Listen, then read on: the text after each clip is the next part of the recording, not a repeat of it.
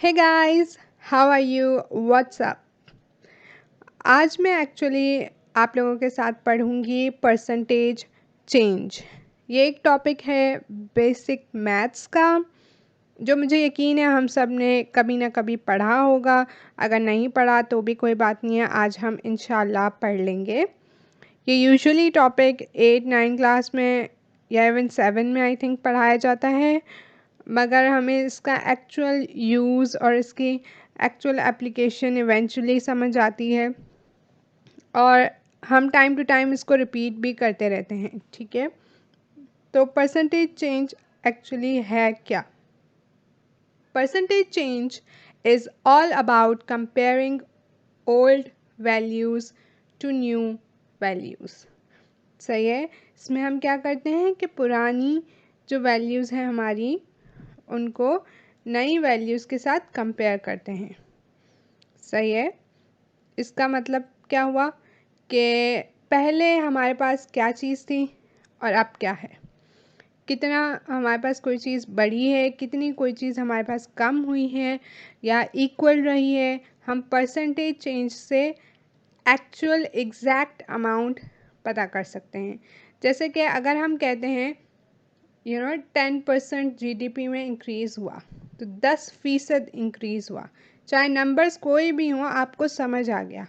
अगर हम कहते हैं हमारी सेल्स में 50% इंक्रीज़ हुआ, यानी 50%, तो आप कहते हैं वाओ, ये तो पूरा आधा मतलब डबल हुआ है इस दफ़े, मतलब बहुत अच्छी परफॉर्मेंस है। तो आप परसेंटेज चेंज से एक्चुअल आपकी जो सिचुएशन है वो मालूम कर सकते हैं, एक्चुअल कंपैरिजन कर सकते हैं। ठीक है, कि अगर कोई चीज़ बढ़ी है तो एग्जैक्टली कितनी बढ़ी है, कोई चीज़ कम हुई है तो कितनी कम हुई है।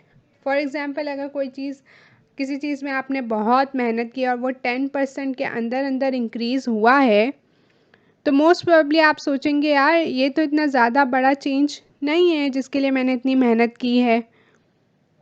उसी तरह अगर आप लोगों ने किसी चीज़ के लिए कम मेहनत की थी और फिर भी वो कोई 30% इंक्रीज़ हो गई, 30% आपका रिज़ल्ट आया, तो आप कहोगे वाओ, इस पे तो हम और मेहनत कर सकते हैं। यू नो तो वो परसेंटेज चेंज एक्चुअल आपको रिज़ल्ट्स बताते हैं कि आपने क्या किया और क्या नहीं किया, किस तरह हुआ किस तरह नहीं, वो तो एक अलग ही डिबेट है। ठीक है, इसमें हम पता करेंगे कि परसेंटेज चेंज निकालते कैसे हैं। फॉर्मूला परसेंटेज चेंज क्या क्या है? New value minus old value upon old value multiply by 100। अब ये है ही परसेंटेज चेंज, तो ये मतलब परसेंट में होगा। तो ये जो हम मल्टीप्लाई बाय 100 कर रहे हैं, ये हम उसके साथ परसेंटेज का साइन बेसिकली लगाने के लिए कर रहे हैं। ओके, तो ये हमारा फॉर्मूला है। एक बार फिर मैं रिपीट कर देती हूँ। New value minus old value upon old value multiply by 100। ठीक है, ये अपॉन में नहीं, the whole new value minus old value upon old value पूरा 100 से मल्टीप्लाई होगा, ताकि ये वैल्यू हमारी परसेंटेज में आए। ओके, अब जो है साइंस, अच्छा, इन क्वेश्चंस में क्या होता है, परसेंटेज में आपकी साइंस की भी एक सिग्निफिकेंस होती है। फॉर एग्ज़ाम्पल, आपका आंसर इस फॉर्मूला से पॉजिटिव आया, ठीक है, प्लस में आया, तो इसका मतलब है कि आपकी जो जिस चीज़ की आप परसेंटेज चेंज निकाल रहे हैं वो इंक्रीज़ हुआ है, वो एक इंक्रीज़ शो करता है। और इसी फॉर्मूला से दो वैल्यूज़ का आपका जो आंसर आया वो माइनस में आया, इसका मतलब क्या है कि वो चीज़ डिक्रीज़ हुई है। वैसे तो आपको एक खुद ही आइडिया होगा, लेकिन साइंस एक्चुअली ये स्पेसिफाई करते हैं, अगर इस फॉर्मूला में कहीं आपके पास माइनस आए, ठीक है, आपका आंसर माइनस में आ रहा हो, तो आप कहेंगे यहाँ पे फॉर एग्ज़ाम्पल -20 आ रहा है, तो आप क्या कहोगे, यहाँ पे 20% डिक्रीज़ आया है इन दोनों वैल्यूज़ में। ओके, जो भी वैल्यूज़ होंगी उसके हिसाब से।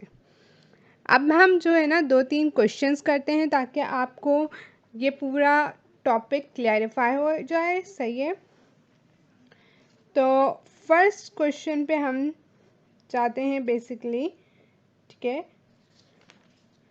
फर्स्ट क्वेश्चन हम देखते हैं स्टॉक्स का।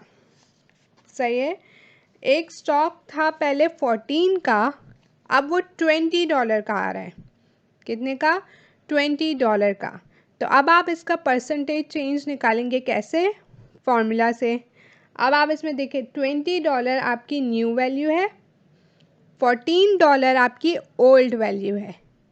तो अब हमारा फॉर्मूला क्या था? न्यू वैल्यू यानी 20 माइनस ओल्ड वैल्यू यानी 14 अपॉन ओल्ड वैल्यू यानी 14 एंड इस पूरे को मल्टीप्लाई बाय 100। सही है। अगर आप 20 माइनस 14 करते हैं तो आपके पास आंसर आता है 6 अपॉन 14 मल्टीप्लाई बाय 100, जिसको आप मैन्युअली भी कर सकते हैं और कैलकुलेटर से भी आगे कर सकते हैं, जिसका आंसर आपके पास आएगा 42.86%। ठीक है, ये पॉजिटिव चेंज है, पॉजिटिव है तो आप समझ जाएंगे कि ये पॉजिटिव में है तो इंक्रीज हो रहा है। ठीक है, इसी तरह आप एक और एग्जांपल देखते हैं कि एक ट्यूशन फीस जो है वो इंक्रीज हुई है 50,000 से 59,000 हो गई है। ओके, 50,000 सॉरी 59,000 से 50,000 हो गई है। ठीक है, तो आपके इसकी न्यू वैल्यू क्या आई? 59,000। ओल्ड वैल्यू क्या आई? 50,000। ओके, तो 59,000 माइनस 50,000 अपॉन 50,000 मल्टीप्लाई बाय 100, ये पूरा आप 100 से मल्टीप्लाई कर देंगे तो इसका आंसर आपके पास आएगा 18%। अब ये भी पॉजिटिव है तो मतलब आपका इंक्रीज हुआ है इसमें।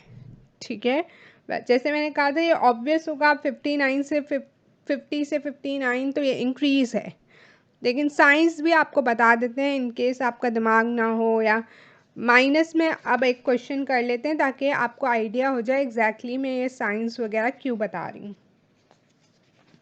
ठीक है, तो एक कंपनी का शेयर जो है डिक्रीज हुआ 9 से $7 हो गया।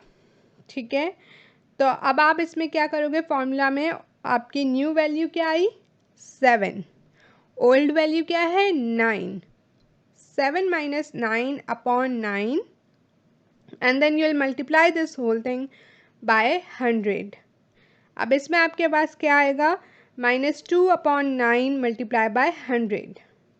सही है, एंड जब आप इसको ओवरऑल कैलकुलेट करोगे तो दिस विल बी -22.22%।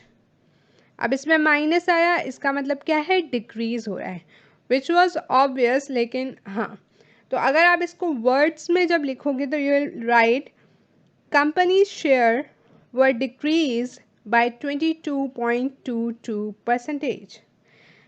ठीक है, इसी तरह जब आपका पहले इंक्रीज का आया था 59,000 वाले का, आप लिखोगे tuition fee was increase by 18%। ठीक है, और उससे फर्स्ट वाले का क्या आएगा आपका? हमने आई थिंक ये शेयर का क्या था, इसमें क्या है? Increase by 42.86%। इसी तरह ये आपकी वर्डिंग में होगा, और न्यूमेरिकल तो मैंने आपको समझा दिया है, एक इजी सा फॉर्मूला है, आपको याद रहेगा तो आप आराम से कहीं पे भी ये सम सॉल्व कर सकते हैं।